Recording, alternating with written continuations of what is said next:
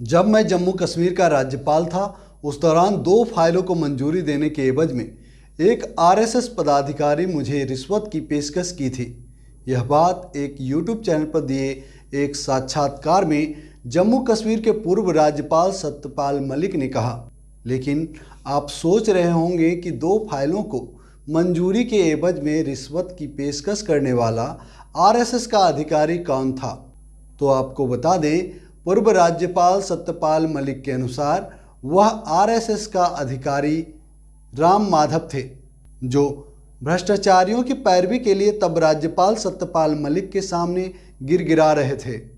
दोस्तों, बात आई चली गई, परंतु साल 2023 में एक बार फिर पूर्व राज्यपाल मलिक ने यह बात एक बार फिर किसी दूसरे चैनल पर दोहराया। तब भी BJP, RSS, IT, ED, CBI सब चुप। किसी ने भी कुछ नहीं कहा, कुछ नहीं पूछा। लेकिन 3 साल से सोए राम माधव की नींद इस बार उड़ गई। उन्हें समझ में आ गया था कि यह कोई छोटी बात नहीं है जिसे छोड़ दिया जाए या छोड़ दिया था, क्योंकि यह ऐसे ही खत्म नहीं होगी।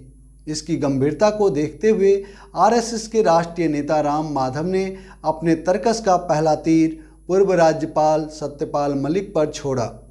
मानहानि का मुकदमा कर दिया। जैसा कि अक्सर इस तरह के लोग इस तरह के मामले में सामने वाले को चुप करवाने के लिए करते हैं, लेकिन यहाँ दाव उल्टा पड़ गया। सत्यपाल मलिक डरे नहीं बल्कि डट गए। उन्होंने माफ़ी मांगने से साफ इनकार कर दिया। तब हुई बीजेपी संघ के अलायंस ईडी की एंट्री। राम माधव के घर में नहीं, बल्कि पूर्व राज्यपाल सत्यपाल मलिक के घर। दरअसल सत्यपाल मलिक चाहते भी थे कि उनसे इस मामले में जानकारी ली जाए ताकि दोषियों पर कार्रवाई हो सके, पर उन्होंने बताया कि उल्टा मोदी बीजेपी की एजेंसी उन्हें ही परेशान कर रही है। और दोस्तों, आपको यह जानकर हैरानी होगी कि इन 4-4.5 सालों में राम माधव से एक बार भी पूछताछ या रेड पड़ी हो, ऐसी कोई ज़रूरत महसूस नहीं किया मोदी सरकार या उनकी अलायंस ईडी, सीबीआई या इनकम टैक्स डिपार्टमेंट। जबकि पूर्व राज्यपाल ने सीधे तौर से राम माधव का नाम लिया था, जिसमें उन्होंने बेहद ही सनसनीखेज आरोप लगाया था कि राम माधव ने उन्हें 2 फाइलों को मंजूरी के लिए रिश्वत की पेशकश की थी।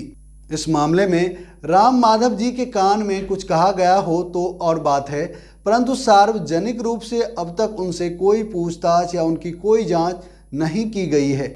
हम सब ने पिछले दिनों भी देखा कि कैसे एक बार फिर पूर्व राज्यपाल के घर फिर से ईडी की टीम गई थी।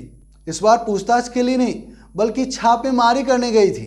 भाई साहब, जब जिसने आरोप लगाया वह एक जिम्मेदार व्यक्ति है, तो कम से कम उसके घर पर छापामारी कर रहे हो तो कम से कम उसने जिस पर आरोप लगाया उससे पूछताछ भी कर लेते।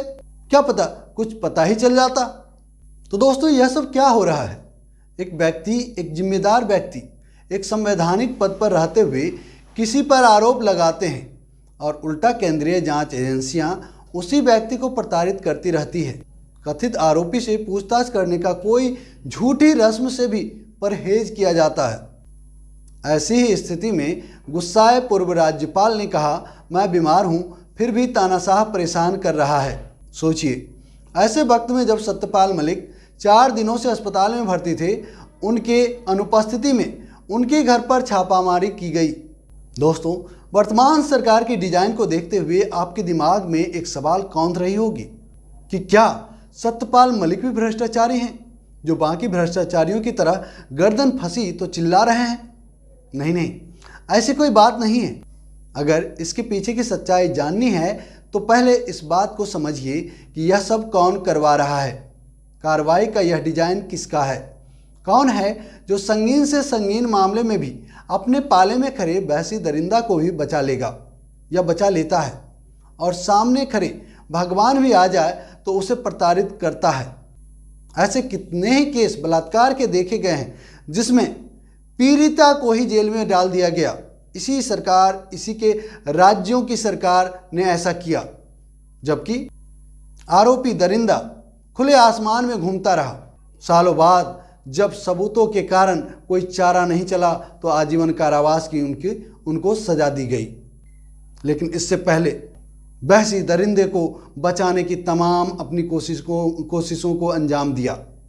और दोस्तों, चुनाव सामने हैं और ऐसे वक्त में पूर्व राज्यपाल सत्यपाल मलिक इस सरकार की, मोदी की असलियत जनता को बताते रहते हैं।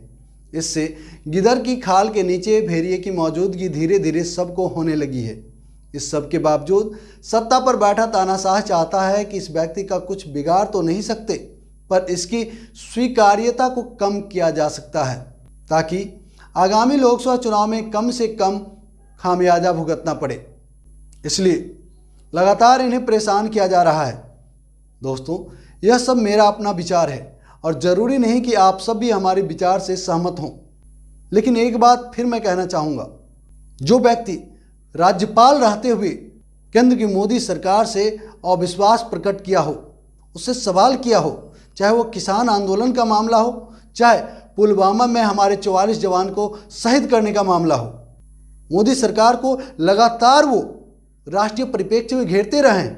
और यकीन मानिए, मोदी सरकार या मोदी जी को खुद पूर्व राज्यपाल सत्यपाल मलिक के किसी भी सवालों का जवाब देना उनके बस की बात नहीं रही है, क्योंकि इतना जेन्युइन वो सवाल ही करते हैं। आपको याद होगा, किसान आंदोलन के दौरान सत्यपाल मलिक जी ने किसानों की पैरवी प्रधानमंत्री से किया था और उन्होंने समझाया भी था कि आप किसानों से मत भिड़िए, किसानों को कष्ट मत दीजिए, प्रताड़ित मत कीजिए, आप बर्बाद हो जाएंगे। लेकिन वर्तमान सत्ताधीश को अपने द्वारा फैलाए गए इस देश में धर्मांधता पे पूरा भरोसा है, अपने द्वारा बनाए गए अंधभक्तों की टोली पर पूरा भरोसा है। यही कारण है कि उन्होंने किसी की भी एक ना सुनी और अंतोगत्वा अपने 3 काले कारनामे, जिसको 3 कृषि बिल का नाम दिया गया था, उसे वापस लेना पड़ा। लेकिन सोचिए जरा कि उन्होंने वापस लिया कब?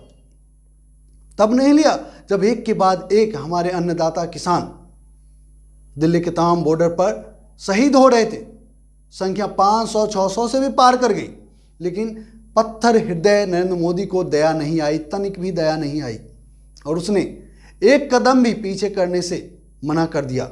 लेकिन उत्तर प्रदेश में चुनाव को देखते हुए आरएसएस की अंदरूनी सर्वे के अनुसार अपनी खस्ता हालात को देखते हुए अपने कदम को पीछे खींचा और यह कहते कि शायद हमारी ही तपस्या में कमी रह गई कि हमने आपको सही से समझा नहीं पाए।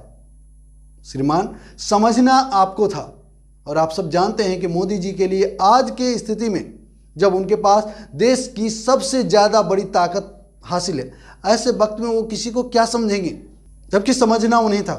अपने पैर पीछे लाने को मजबूर हुए और 3 कृषि कानून को वापस लिया, लेकिन तब तक 600 से ज़्यादा किसानों की बलि दी जा चुकी थी।